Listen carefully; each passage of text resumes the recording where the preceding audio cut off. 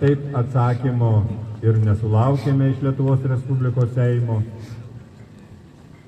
Seimo pirmininkas Juozas Olekas iki šiol neatsakė į Sąjūdžio už Lietuvos miškus kreipimąsi.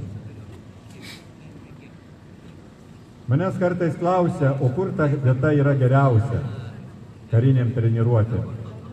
Jeigu iš tikrųjų reikia dar vieno poligono, tai tikrai ne Kapčiamiesčio girioje.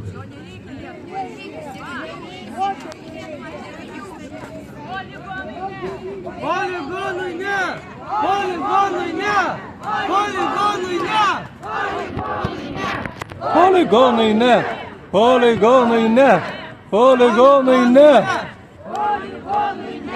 Poligonai ne! Tai girdite, gerbimieji Lietuvos Respublikos Seimo nariai. Gerbiamas Lietuvos Respublikos prezidente, ką skanduoja Lietuvos žmonės. Gana poligonų.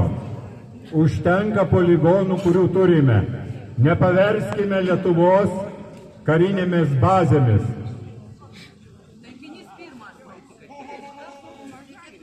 Gerbimieji, noriu žodį suteikti, kadangi šitą temą pradėjome diskutuoti apie karinius poligonus, Lietuvos kariuomenės vadui generolui ponui Tutkui.